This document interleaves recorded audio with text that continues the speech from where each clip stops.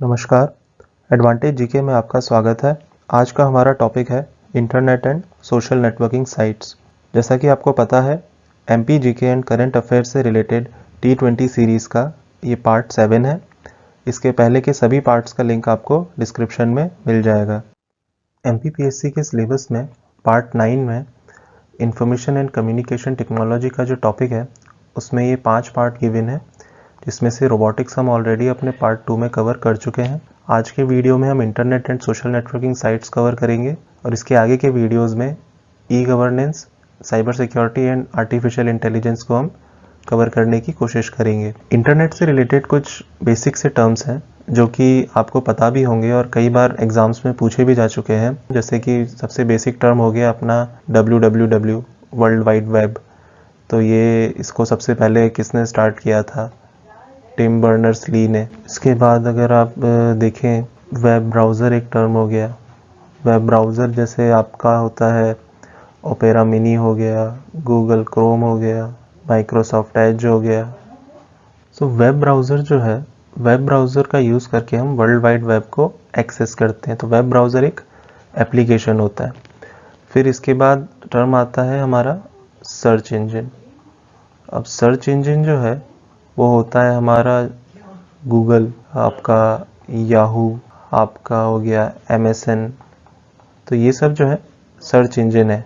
ये क्या होते हैं? ये टूल होते हैं जिससे आप अलग अलग वेब पेजेस को ढूंढते हैं। तो ये दो टर्म के अलावा एक इम्पॉर्टेंट टर्म आता है आपका सर्फिंग। तो जो आप सर्च इंजन से जो भी चीज़ें आप ढूंढ रहे हैं, तो उस जो पूरी एक्टिविटी होती है सर्च करने की, उसको सर्फिंग बोला जाता है। अब सर्फिंग से रिलेटेड एक और आता है टर्म ब्राउजिंग। अब ब्राउजिंग और सर्फिंग में क्या डिफरेंस आता है? अब सर्फिंग तो है, अगर आप रैंडमली सर्च कर रहे हैं तो वो सर्फिंग है। लेकिन आप किसी पर्टिकुलर वेबसाइट पे जा रहे हैं और वहाँ पे कुछ आप इंफॉर्मेशन ढूंढ रहे हैं, उसे ब्राउजिंग कहा जाता है। जैसे मान लीजिए आप MPPSC की वेबसाइट पर गए, mpsc.nic.in। वहाँ पे जाके अलग अलग जो दिया रहता है, कैलेंडर हो गया, एग्जामिनेशन हो गया, इस तरह के टॉपिक आपको साइट पे देखने को मिलते हैं। तो वो सारी चीज़ें जब आप पर्टिकुलर वेबसाइट पे जाके ढूंढते हैं, उसे ब्राउजिंग कहा जाता है। फिर इसके बाद हमारा जैसे अलग अलग टर्म्स हो गए इंटरनेट से related, HTTP, hyper text transfer protocol, HTML, hyper text markup language. तो प्रोटोकॉल ये होता है और जो लैंग्वेज यूज़ होती है वो HTML होता है। फिर इस तरह के इसके अलावा जो टर्म्स आते हैं जैसे वायरस हो गया, ट्रोजन हॉर्स हो गया, इससे रिलेटेड क्वेश्चन ऑलरेडी PSC में पूछे जा चुके हैं। ट्रोजन हॉर्स क्या रहता है? मालवेयर होता है। मालवेयर किसका शॉर्ट फॉर्म है? मैलिशियस सॉफ्टवेयर का। तो ये सब पे इसमें क्वेश्चन MPPSC में भी और दूसरे एग्जाम्स में भी आ चुके हैं। तो आपको पता होना चाहिए कि ये सब क्या है। लेकिन अभी के एग्जाम्स के लिए हम थोड़ा सा बेसिक पढ़ेंगे और कोशिश करेंगे कि करंट अफेयर्स से रिलेटेड क्वेश्चन भी उसमें ऐड कर सकें। चलिए शुरू करते हैं। Question number 1, who among the following is known as the father of internet? Tim Berners Lee, Windsurf, Charles Babbage, Raymond Tomlinson. इसका करेक्ट आंसर है ऑप्शन बी, विंडसर्फ। अगर हम ऑप्शंस पे नज़र डालें, चार्ल्स बाबेज को फादर ऑफ कंप्यूटर कहा जाता है। इन्होंने पहला ऐसा डिवाइस डेवलप किया था जो मैथमेटिकल टेबल्स को कैलकुलेट कर सकता था। रेमंड टॉमिल्सन जो है ये इन्वेंटर ऑफ ईमेल है, जो कि हमारा इलेक्ट्रॉनिक मेल होता है। टिम बर्नर्स-ली, जैसा कि आप जानते हैं, इन्होंने WWW, world wide web develop किया था। यहाँ पे हम समझेंगे कि वर्ल्ड वाइड वेब और इंटरनेट में क्या डिफरेंस है। वर्ल्ड वाइड वेब जो है ये एक इंफॉर्मेशन सिस्टम है जिसके थ्रू आप अलग अलग वेब पेजेस को और जो इस तरह के डॉक्यूमेंट्स होते हैं, अलग अलग वेबसाइट्स होते हैं, उनको आप एक्सेस कर पाते हैं। जबकि इंटरनेट जो है ये इंटरकनेक्टेड कंप्यूटर्स का एक नेटवर्क है। तो ये जो नेटवर्क है इसके थ्रू आप वर्ल्ड वाइड वेब को एक्सेस कर पा रहे हैं। लेकिन इंटरनेट सिर्फ वर्ल्ड वाइड वेब तक लिमिटेड नहीं है। इंटरनेट पे और भी चीज़ें होती हैं, जैसे ईमेल ट्रांसफ़र हो गया, आपका अलग अलग फाइल का ट्रांसफ़र हो गया, जो वर्ल्ड वाइड वेब से अलग होता है। तो ये नेटवर्क की बात आएगी तो वो इंटरनेट होगा। और इंफॉर्मेशन जो सिस्टम है वो होता है आपका वर्ल्ड वाइड वेब। विंडसर्फ जो है इन्हें रॉबर्ट कान के साथ फादर ऑफ इंटरनेट कहा जाता है। इन दोनों ने मिलकर टीसीपी जो कि हमारा होता है ट्रांसमिशन कंट्रोल प्रोटोकॉल, और आईपी जो कि हमारा होता है इंटरनेट प्रोटोकॉल, ये इन दोनों ने साथ में मिलकर डेवलप किया। टीसीपी और आईपी दोनों मिलके बेसिक आर्किटेक्चर ऑफ इंटरनेट बनाते हैं। टीसीपी और आईपी दोनों जो हैं defence advanced research project agency जो कि यूएस की डिफेंस एजेंसी है उसके अंदर डेवलप हुए हैं। इसी एजेंसी के अंदर 1969 में advanced research project agency network ARPANET नाम से डेवलप हुआ था। ARPANET को प्रीकर्सर ऑफ इंटरनेट भी कहा जाता है। इसी के बेसिस पे आगे जाके इंटरनेट का डेवलपमेंट हुआ। सो अगर क्वेश्चन आता है प्रीकर्सर ऑफ इंटरनेट क्या है तो उसका आंसर होगा ARPANET।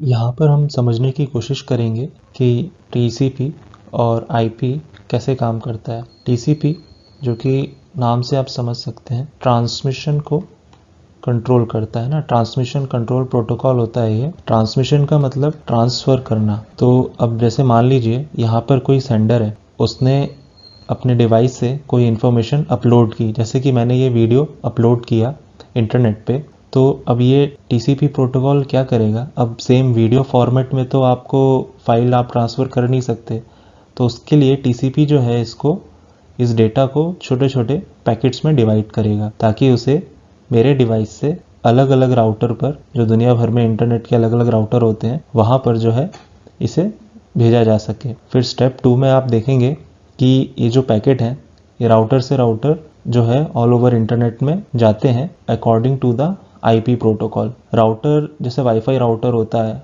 लोगों के घरों में लगा रहता है, जिसके थ्रू सारे डिवाइसेस वाईफाई से कनेक्ट होते हैं, या पब्लिक में भी आपने देखा हो रेलवे स्टेशन पे जैसे वाईफाई होता है तो वहाँ पर एक राउटर होता है, उसी राउटर से जो है सारे लोग जो है अपने अपने डिवाइसेस को वाईफाई से कनेक्ट कर पाते हैं।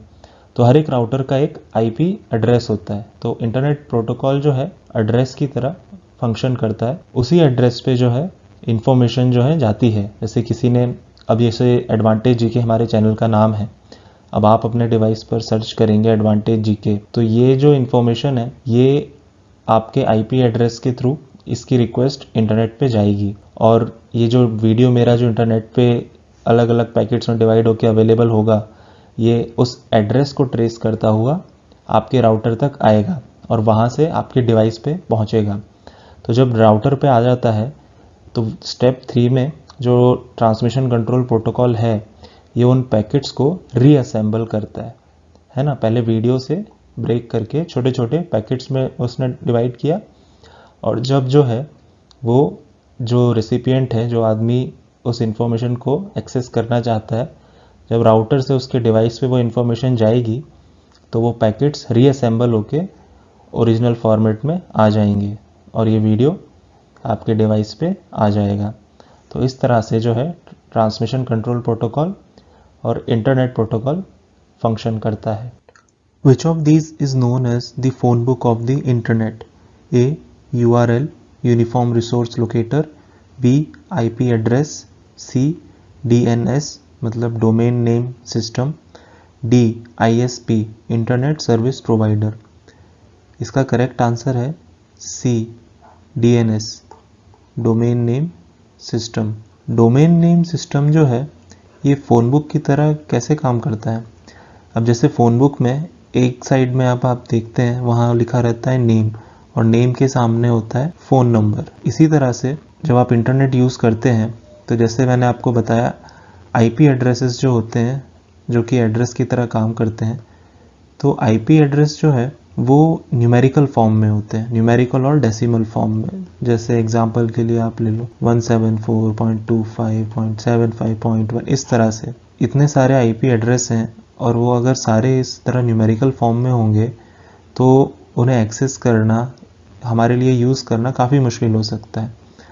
तो उसको आसान बनाने के लिए हर आईपी एड्रेस का एक डोमेन नेम होता है। डोमेन नेम हो गया जैसे आपका गूगल, फेसबुक, मिंत्रा, ये सब क्या है, ये डोमेन नेम है और हर एक डोमेन नेम का एक आईपी एड्रेस है। तो इसलिए जो है डोमेन नेम सिस्टम एक फ़ोन बुक की तरह एक्ट करता है। अब यहाँ हम देखें आईएसपी, इंटरनेट सर्विस प्रोवाइडर जो हैं ये क्या होते हैं। ये वो कंपनीज होती हैं जो इंटरनेट सर्विस को अवेलेबल कराती हैं, जैसे अपना हो गया रिलायंस जियो हो गया, आइडिया वोडाफोन हो गया, एयरटेल हो गया। तो ये सब क्या करा रहे हैं, इंटरनेट को प्रोवाइड करा रहे हैं, तो इन्हें इंटरनेट सर्विस प्रोवाइडर कहा जाता है। आईपी एड्रेस आप जानते ही हैं, डीएनएस समझा ही दिया है। यूआरएल को हम आगे देखते हैं, यूआरएल क्या होता है। यूआरएल यूनिफॉर्म रिसोर्स लोकेटर, ये एक यूनिक एड्रेस की तरह काम करता है। जैसे कि आपने आईपी एड्रेस में देखा, आईपी एड्रेस जो है वो पर्टिकुलर डोमेन के लिए होता है, लेकिन डोमेन भी जो है यूआरएल का ही पार्ट होता है। जैसे कि यहाँ पर गूगल का जो है डोमेन दिया हुआ है, ये यूआरएल का एक एग्जांपल है, http://www.google.com। तो यूआरएल जो है वो डोमेन का भी हो सकता है। यूआरएल जो है वो वेबसाइट का हो सकता है, जैसे कि गूगल वेबसाइट का दिया हुआ है पूरा, पर्टिकुलर वेब पेज का हो सकता है। यूआरएल आपका डॉक्यूमेंट का हो सकता है, जैसे आप गूगल ड्राइव यूज़ करते हैं, उसमें डॉक्यूमेंट्स अपलोड करते हैं, तो डॉक्यूमेंट का अपना एक यूआरएल होता है। गूगल इमेजेस आप यूज़ करते हैं, तो इस तरह पे जो इंटरनेट पे इमेजेस अवेलेबल हैं उनका अपना एक यूआरएल है। तो ये एड्रेस जो है हमें इन डॉक्यूमेंट्स को, इमेजेस को, वेब पेजेस को ईज़िली हम एक्सेस कर सकें उसके लिए होता है। अब यहाँ पर हम यूआरएल के अलग अलग पार्ट्स को समझेंगे। HTTP hyper text transfer protocol जो है ये क्या होता है। अब कोई भी वेब पेज है, वेबसाइट है जो हम देखते हैं, उसके पीछे काफ़ी सारी कोडिंग इन्वॉल्व होती है। उसके बाद जो है हमें सामने जो हम देखते हैं हमें वेबसाइट के रूप में नज़र आता है। तो ये जो कोडिंग होती है इसे किया जाता है HTML के फॉर्म में। HTML मतलब होता है हमारा हाइपर टेक्स्ट मार्कअप लैंग्वेज। तो ये जो है ये लैंग्वेज होती है जिसमें कोडिंग की जाती है, और इस लैंग्वेज को ट्रांसफ़र करने का जो प्रोटोकॉल है वो है HTTP hyper text transfer protocol. तो आपसे पूछा जाए कि वेब पेजेस, वेबसाइट किस लैंग्वेज में लिखे जाते हैं, तो उसका आंसर होगा HTML। और HTML को ट्रांसफ़र करने के लिए इंटरनेट पर कौन सा प्रोटोकॉल यूज़ होता है, वो होता है HTTP।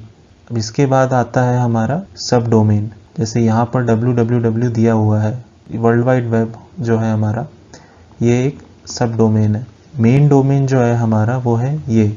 अब गूगल जो है वो वर्ल्ड वाइड वेब के अंदर ही है, तो ज़्यादातर वेबसाइट्स में यही यूज़ होता है। और डोमेन नेम अगर आप देखें, जैसे यहाँ पर गूगल दिया हुआ है, इसकी जगह फ्लिपकार्ट हो सकता है, इसकी जगह अमेज़न हो सकता है, कुछ भी हो सकता है। जो भी आप रजिस्टर कराते हैं आपकी वेबसाइट के लिए वो यहाँ पर आता है। अब इसके आगे आप देख रहे हैं जो .com है, ये टॉप लेवल डोमेन है। इसकी जगह अगर एजुकेशनल वेबसाइट है तो आप .edu यूज़ कर सकते हैं। गवर्नमेंट की वेबसाइट में .gov यूज़ होता है, .in यूज़ होता है। तो ये सब क्या है, ये टॉप लेवल डोमेन कहलाते हैं। टॉप लेवल डोमेन हो, सब डोमेन हो या HTTP हो, ये सब कर क्या रहे हैं, ये सब बस आपका जो मेन डोमेन है वहाँ तक ईजीली लोग पहुँच सके, वो ईजीली इंटरनेट पर लोकेट हो सके।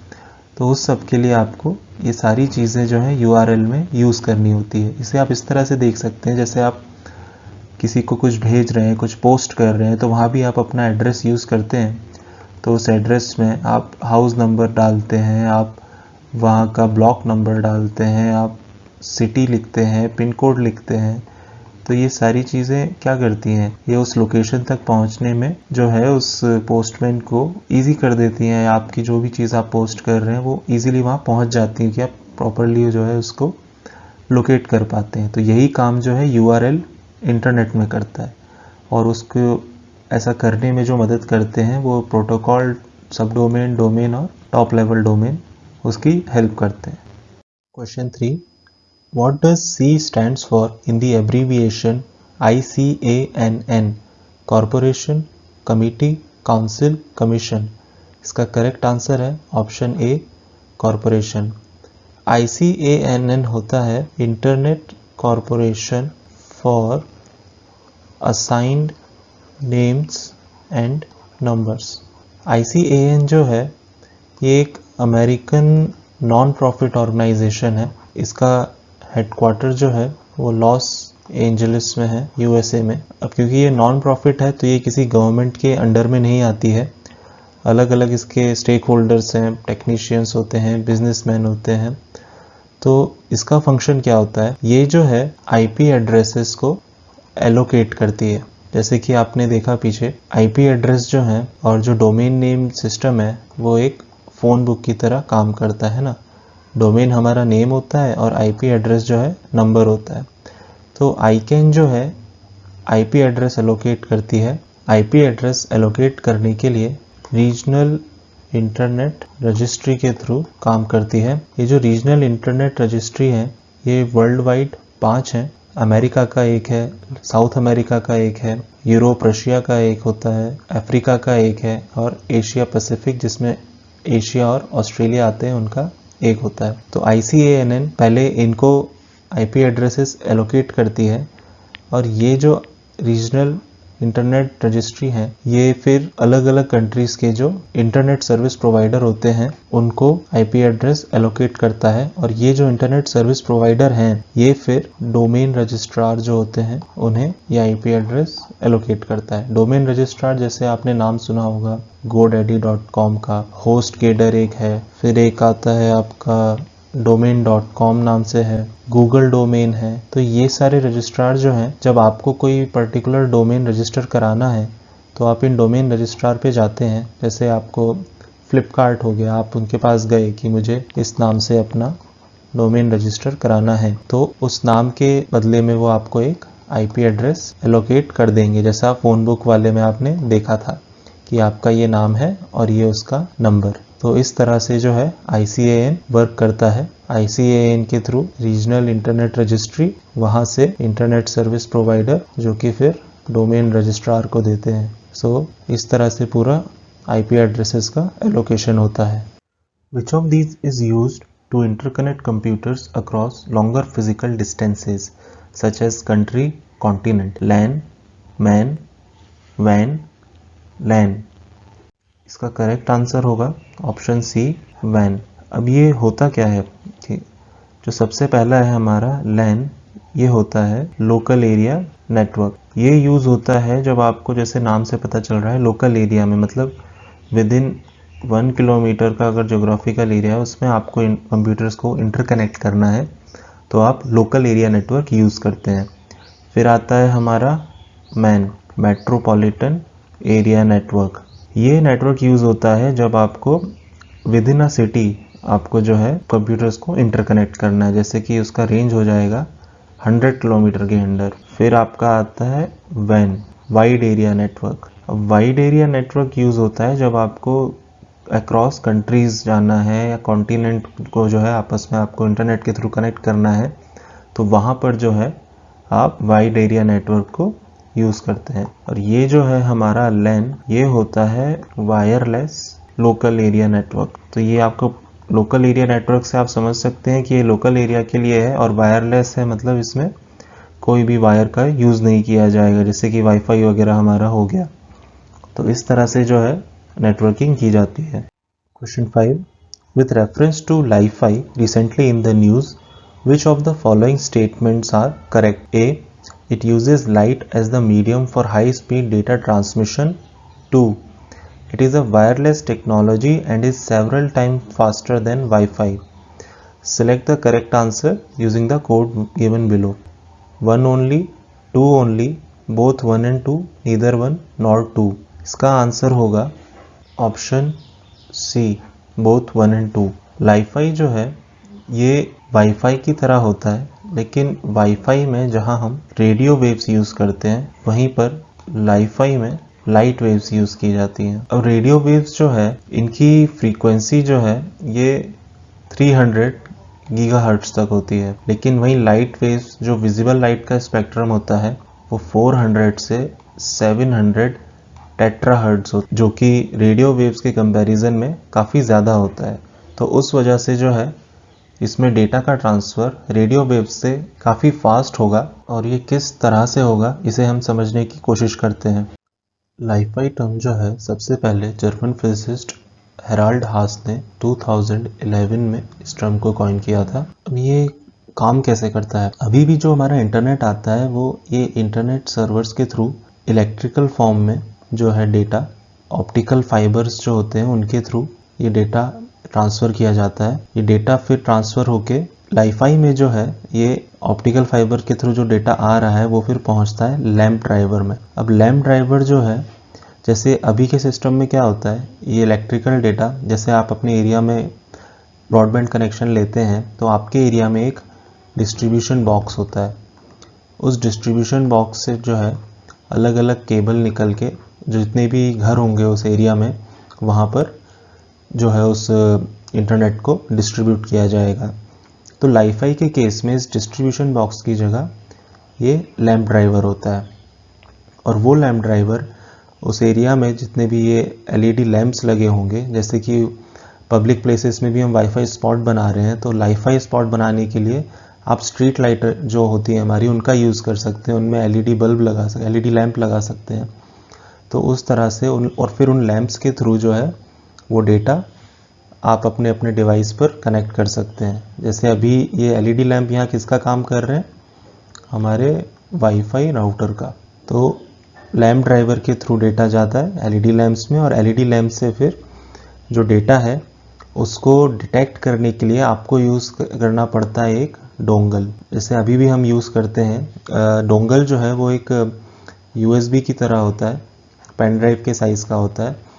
तो वो जो है आपके राउटर से डेटा को कैच करता है और फिर हमारे डिवाइस पर हमें इंटरनेट अवेलेबल कराता है। तो लाइफाई के केस में जब एलईडी लैंप्स इन इलेक्ट्रिकल जो सिग्नल हैं उनको लाइट सिग्नल के फॉर्म में लेंगे और इन्हें ट्रांसमिट करेंगे, तो इन लाइट सिग्नल को हमें कैच करने के लिए जो डोंगल हम यूज़ करेंगे उसमें एक फ़ोटो डिटेक्टर लगा होगा, ठीक है, ताकि वो लाइट पार्टिकल्स को डिटेक्ट कर सके और उन्हें कन्वर्ट कर सके वापस किस में, इलेक्ट्रिकल फॉर्म में। और जब ये इलेक्ट्रिकल फॉर्म में कन्वर्ट हो जाएगा तो आपके डिवाइसेस पे आपको अवेलेबल हो जाएगा। तो इस तरह से जो है ये लाइफाई का पूरा सिस्टम होता है। ये काफ़ी हद तक जो है हमारा जो इंफ्रारेड का यूज़ करके हम हमारा जो टीवी के जो रिमोट कंट्रोल्स होते हैं उनमें आप जैसे ऑन करते हैं तो इंफ्रारेड लाइट यूज़ होती है, उसमें इंफ्रारेड जो है, लेकिन इंफ्रारेड को जब आप हाई फ्रिक्वेंसी में यूज़ करते हैं तो वो काफ़ी हार्मफुल होती है, तो इसलिए आप इंफ्रारेड को ज़्यादा यूज़ नहीं कर सकते हैं। उस वजह से यहाँ पे उन्होंने लाइट वेव का यूज़ किया है। Question 6. Which of these is a system of interrelated, interconnected objects that are able to collect and transfer data over a wireless network without human intervention? Wi-Fi, Li-Fi, Bluetooth, Internet of Things. इसका correct answer है option D, internet of things. Internet of things जो term है सबसे पहले Kevin Aston ने 1999 में दिया था। तो ये क्या है और ये किस तरह से काम करता है ये हम समझेंगे। इंटरनेट ऑफ थिंग्स में सबसे पहले आएगा हमारा device connection, internet of things devices, internet of things connectivity and embedded intelligence. इसका मतलब क्या है कि इंटरनेट ऑफ थिंग्स से आप अलग अलग डिवाइसेस को कनेक्ट कर सकते हैं, जैसे आपका हो गया मोबाइल हो गया, लैपटॉप हो गया और अभी जो आप आजकल चल रहे हैं हमारे स्मार्ट टीवी हो गया। तो आप सेम एप्लीकेशन जैसे यूट्यूब हो गया, आप वही सेम वीडियो आप मोबाइल में देख रहे हैं उसे फिर आप अपने लैपटॉप में देख सकते हैं, उसे आप डायरेक्टली स्मार्ट टीवी पे कास्ट करके देख सकते हैं। तो इससे अलग अलग डिवाइसेस पे आप सेम चीज़ हो गई, सेम फाइल हो गई, सेम डॉक्यूमेंट हो गया, कोई भी चीज़ आप अलग अलग डिवाइसेस पे सेम अकाउंट यूज़ करके देख सकते हैं। और एम्बेडेड इंटेलिजेंस में आपका आ जाता है जैसे अमेज़न का एलेक्सा हो गया, तो वो सेम एलेक्सा आप टीवी में भी यूज़ कर रहे हैं, उसका अपना डिवाइस भी आ रहा है, आपके फ़ोन में भी गूगल असिस्टेंट होता है, एप्पल में सीरी होता है जो आर्टिफिशियल इंटेलिजेंस के थ्रू आपके इंस्ट्रक्शंस को स्ट्रीमलाइन करता है और अलग अलग डिवाइसेस में सेम चीज़ आप यूज़ कर सकते हैं। फिर आता है हमारा कम्युनिकेशन। कम्युनिकेशन में नेटवर्क पे फोकस किया जाता है, क्लाउड स्टोरेज पे। क्लाउड स्टोरेज जैसे हमारा गूगल ड्राइव हो गया फिर हमारा जियो क्लाउड भी आता है, वन ड्राइव आता है माइक्रोसॉफ्ट का जो है। तो उनसे क्या होता है, आपका जो भी डेटा है वो आपको हार्ड डिस्क में या दूसरे जो डिवाइसेस होते हैं उनमें रखने की ज़रूरत नहीं है। आप सीधे क्लाउड में स्टोर करें और जब भी आप इंटरनेट पर लॉगिन करेंगे वो डेटा आपको, आप कहीं भी जाएं, कोई भी डिवाइस यूज़ करें, आप उस डेटा को ईजिली एक्सेस करते हैं। तो ये नेटवर्क एक्सेस पे फोकस करता है। फिर आता है हमारा डेटा एनालिटिक्स। इसमें जो भी आपका सर्च आप कर रहे हैं नेट पे, जिस तरह के डॉक्यूमेंट्स आप देख रहे हैं, जिस तरह की फाइल्स आप देख रहे हैं, वो सारा डेटा को एनालिसिस करते हैं आर्टिफिशियल इंटेलिजेंस का यूज़ करके, और इस एनालिसिस के बेसिस पे फिर वो उस डेटा में वैल्यू ऐड करते हैं। जैसा कि आप यूट्यूब पे वीडियोस देख रहे हैं तो बाद में आप देखते हैं कि उसी तरह के रिकमेंडेशन आपको आने लगते हैं। फेसबुक में भी यही चीज़ यूज़ होती है जिसको वो एल्गोरिदम बोलते हैं। तो वो किस बेसिस पे होती है, आपका जो भी डेटा है उसको वो एनालाइज कर रहे हैं और उसी के हिसाब से आपको रिकमेंडेशन आगे दे रहे हैं। तो उससे क्या है, आपकी सर्च में वैल्यू एडिशन हो रहा है, आपको ज़्यादा टाइम स्पेंड नहीं करना पड़ रहा और एक जैसे रिजल्ट्स आपको देखने को मिल रहे हैं। तो ये सारी चीज़ें जो हैं ये क्या कर रही हैं, ये ह्यूमन वैल्यू में अपना इनपुट दे रही हैं। आपका जितने भी आपके स्मार्ट एप्लीकेशंस हैं, आपके डिवाइसेस हैं, आपका स्मार्टफोन हो गया, स्मार्ट टीवी हो गया, आजकल तो स्मार्ट रेफ्रिजरेटर भी आ रहे हैं, फिर स्मार्ट कार्स हो गई, तो उनमें सबको जो है आप इंटरनेट ऑफ थिंग्स के थ्रू सब कनेक्ट कर सकते हैं। आपका पूरा होम जो है उसको कनेक्ट कर सकते हैं अलग अलग डिवाइसेस से। तो इस तरह से आपकी लाइफ और इजी बनाने के लिए इंटरनेट ऑफ थिंग्स काम करेगा। Which state has declared access to the internet as a basic human right? Kerala, Tamil Nadu, Telangana, Delhi. इसका करेक्ट आंसर है ए, केरल।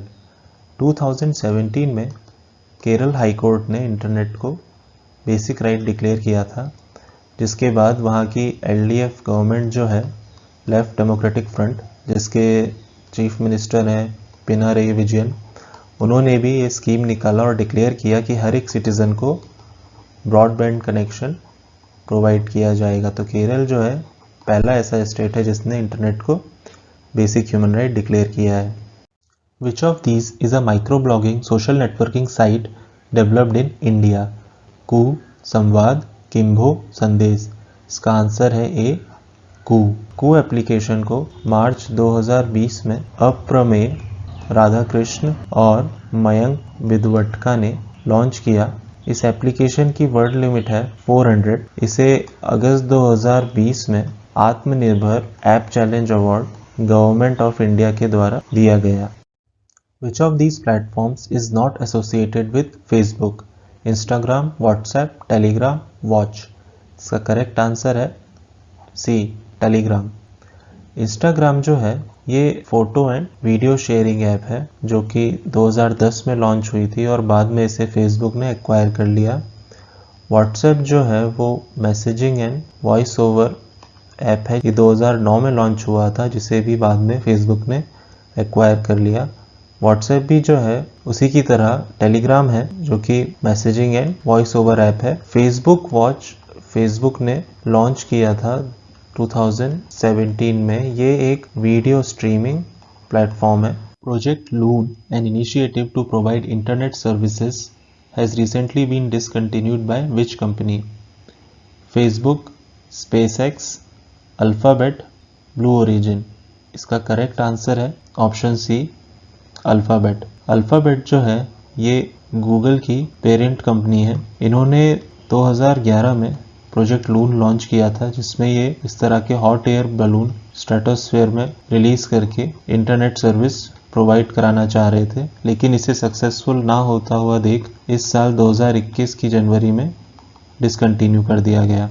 स्पेसएक्स जो है ये स्पेस ट्रांसपोर्टेशन कंपनी है जो कि एरोस्पेस मैन्युफैक्चरिंग रॉकेट्स और जो अलग अलग जो है स्पेसशिप्स वगैरह भी डिज़ाइन करती है। ये इसके ओनर हैं इलन मस्क, जिनकी और एक कंपनी है टेस्ला, इलेक्ट्रॉनिक कार्स मैन्युफैक्चर करती है वो। इलन मस्क ने 2021 की जनवरी में जेफ बीजोस को पीछे छोड़ते हुए richest person in the world का टाइटल इन्हें मिला था। जेफ बीजोस जो है उन्हीं की कंपनी है ब्लू ओरिजिन, जो कि स्पेस ट्रांसपोर्टेशन का ही काम करती है और उसी में एरोस्पेस डिज़ाइनिंग भी करती है। जेफ बीजोस जो कि सीईओ हैं अमेजन के, वर्ल्ड के रिचेस्ट पर्सन दोबारा मार्च में ये बन गए। अमेजन से रिलेटेड एक और फैक्ट ये है कि जल्द ही एंडी जेसी जेफ बीजोस को रिप्लेस करके इसके सीईओ बनने वाले हैं।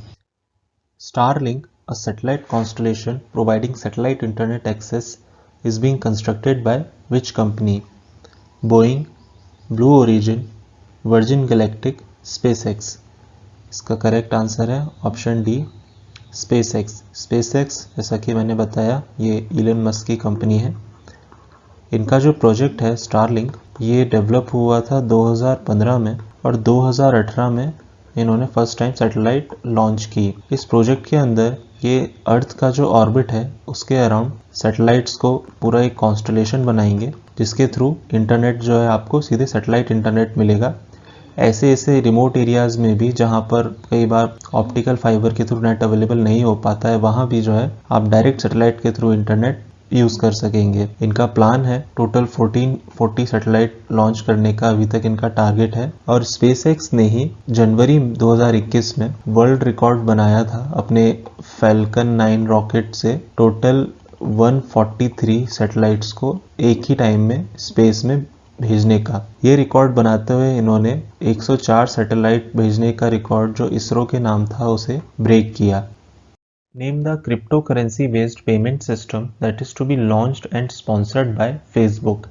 Libra, Petro, Diem, Dogecoin। इसका करेक्ट आंसर है ऑप्शन सी, Diem। Diem जो है पहले लिब्रा नाम से लॉन्च होना था, लेकिन दिसंबर 2020 में फेसबुक ने इसका नाम चेंज करके Diem कर दिया। ये एक crypto currency based payment system होगा जो कि एक डिजिटल करेंसी की तरह काम करेगा। इसी तरह पेट्रो जो है ये फेब 2018 में वेनेजुएला ने लॉन्च किया था। इनकी इकोनॉमी पूरी तरह जो है ढह गई थी और इन्फ्लेशन बहुत ज़्यादा हो गया था, जिसके चलते इन्होंने ये पेट्रो नाम की डिजिटल करेंसी लॉन्च की। आज की डेट में ये क्रिप्टो करेंसी एक्टिव नहीं है। डोग कॉइन जो है ये भी एक तरह का क्रिप्टो करेंसी ही है। अब हम देखेंगे कि क्रिप्टो करेंसी क्या है और ये कैसे काम करता है।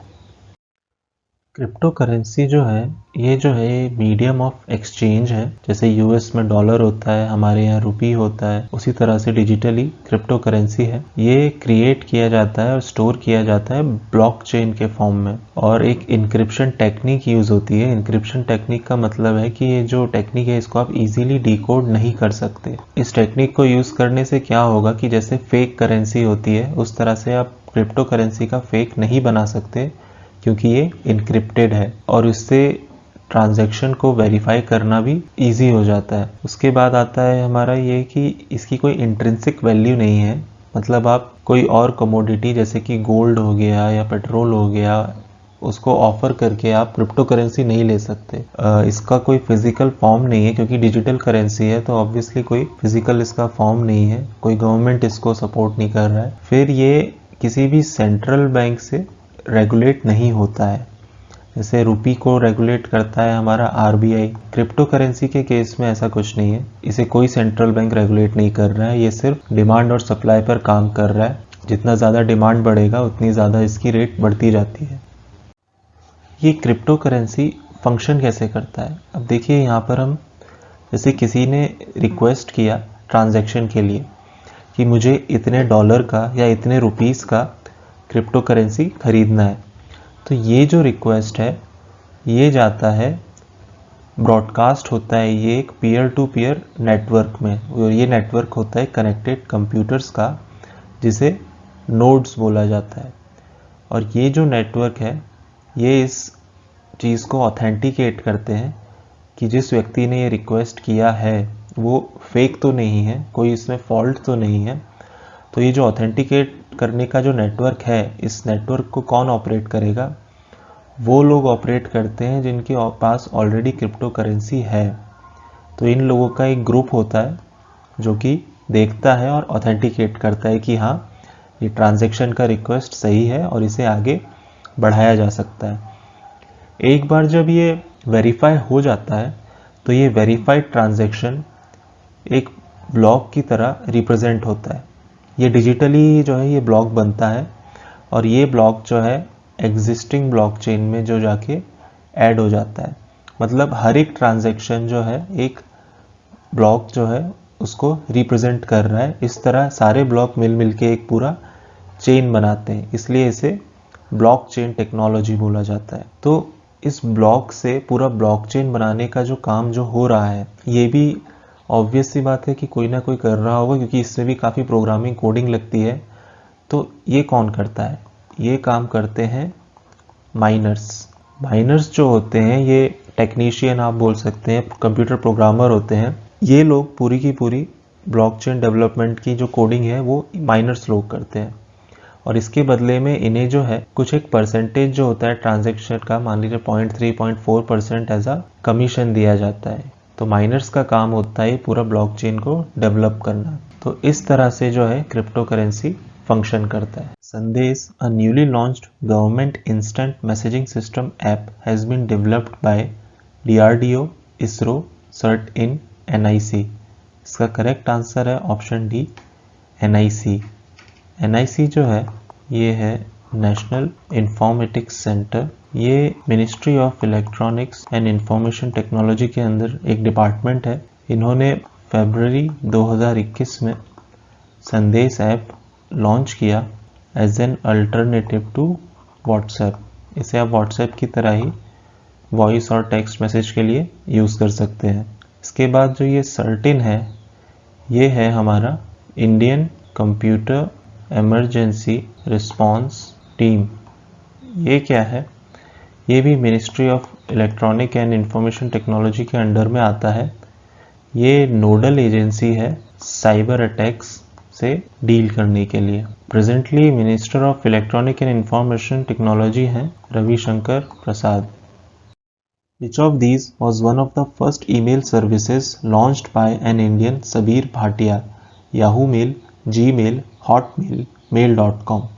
इसका करेक्ट आंसर है ऑप्शन सी, हॉटमेल। हॉटमेल जो है 1996 में सबीर भाटिया ने जैक स्मिथ के साथ मिलकर लॉन्च किया था। 1997 में इसे माइक्रोसॉफ्ट ने एक्वायर कर लिया। 2012 में फिर इसे रीब्रांड करके माइक्रोसॉफ्ट ने आउटलुक नाम से लॉन्च किया। Which of these web browsers has not been developed in India? इनमें से कौन सा वेब ब्राउज़र इंडिया में डेवलप नहीं हुआ है? एपिक, भारत ब्राउज़र, जियो वेब पेजेस, विवाल्डी। इसका करेक्ट आंसर है ऑप्शन डी, विवाल्डी। एपिक जो है ये फर्स्ट इंडिया मेड ब्राउज़र है जिसे 2010 में लॉन्च किया गया था। भारत ब्राउज़र जो है ये जून 2020 में लॉन्च हुआ। इसे बेंगलोर की ब्लू स्काई इन्वेंशन कंपनी ने लॉन्च किया। अक्टूबर 2020 में जियो ने अपना जियो वेब पेजेस नाम से ब्राउज़र लॉन्च किया है। विवाल्डी जो है ये 2016 में लॉन्च हुआ था। इसे लॉन्च करने वाले थे जॉन स्टीफेंसन, जिन्होंने इससे पहले ओपेरा मिनी नाम का ब्राउज़र भी लॉन्च किया हुआ है। विलोकन, an artificial intelligence based search engine developed by which institute? IIT Madras, IISc Bengaluru, IIITM Kerala, CDEC।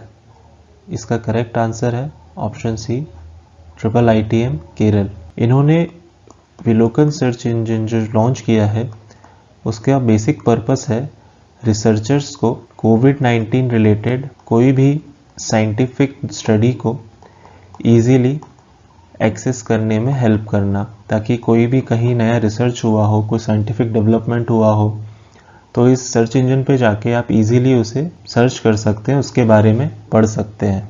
CDAC जो कि ministry of electronics and information technology के अंडर में काम करती है। अलग अलग जो डोमेन होते हैं टेक्नोलॉजी के, जैसे हाई कंप्यूटिंग हो गया, क्वांटम मैकेनिक्स हो गया, इस तरह की चीज़ों में ये रिसर्च करते हैं। और इन्होंने ही 1991 में परम 8000 नाम से इंडिया का पहला सुपर कंप्यूटर डेवलप किया था। प्रेजेंटली परम सिद्धि इंडिया का फास्टेस्ट सुपर कंप्यूटर है। ये भी सीडेक ने ही डेवलप किया है। सीडेक का हेडक्वार्टर पुणे, महाराष्ट्र में है।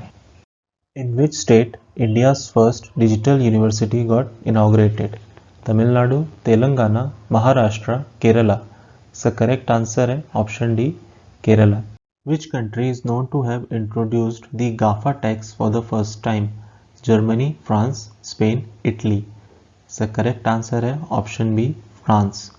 फ्रांस ने 2019 में गूगल, एप्पल, फेसबुक, अमेजन मतलब गाफा टैक्स इंट्रोड्यूस किया। इसके पीछे रीज़न ये था कि ये जो 4 बड़ी कंपनी हैं ये फ्रांस में ऑपरेट करते हुए जो रिवेन्यू अर्न करती हैं उसके ऊपर जो टैक्स है ये फ्रांस में देने की बजाय यूरोपियन यूनियन के जो लोअर टैक्स ज्यूरिसडिक्शन है, मतलब वो कंट्री जहाँ पे टैक्स रेट लो है, जैसे कि आयरलैंड हो गया, लग्जमबर्ग हो गया, ये इन कंट्रीज में जाके अपना टैक्स डिक्लेयर करते हैं और लोअर टैक्स पे करते हैं। फ्रांस को फॉलो करते हुए जनवरी 2021 में स्पेन ने भी ये टैक्स इंट्रोड्यूस कर दिया है। गाफा टैक्स को गूगल टैक्स भी कहा जाता है।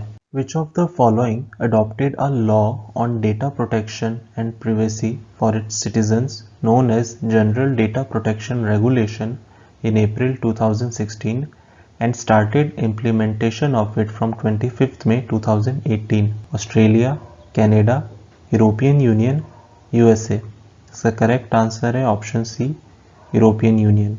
Which among the following is India's first digital asset management platform launched by NITI Aayog? DigiLocker, DigiBox, DigiCloud, DigiStore. इसका करेक्ट आंसर है ऑप्शन बी, DigiBox। DigiBox जो है ये इंडिया का पहला डिजिटल असेट मैनेजमेंट प्लेटफॉर्म है। DigiLocker जो है ये 2015 में लॉन्च हुआ था। DigiLocker ये डिजीबॉक्स से इस तरह अलग है कि डिजीलॉकर पर आप आपके जो भी सर्टिफिकेट्स होते हैं या जो गवर्नमेंट रिलेटेड डॉक्यूमेंट्स होते हैं, आपका ड्राइविंग लाइसेंस हो गया, आपका पैन कार्ड हो गया, इस तरह के डॉक्यूमेंट्स आप सीधे जो डिपार्टमेंट इन्हें इशू करता है आप उनसे रिक्वेस्ट कर सकते हैं और वो आपको इसका एक डिजिटल कॉपी इशू कर देंगे, जो कि आप अपने डिजी लॉकर के अकाउंट पे कभी भी देख सकते हैं। तो इसी के साथ MPPSC प्रीलिम्स की सीरीज़ का एक और वीडियो समाप्त होता है।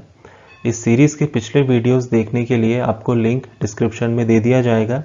इस सीरीज़ के अगले वीडियोस के लिए चैनल को सब्सक्राइब करना ना भूलें, वीडियो को लाइक और शेयर करना ना भूलें, ताकि हमें वीडियो बनाने का इंस्पिरेशन और आपको उन वीडियोस के थ्रू नॉलेज मिलता रहे।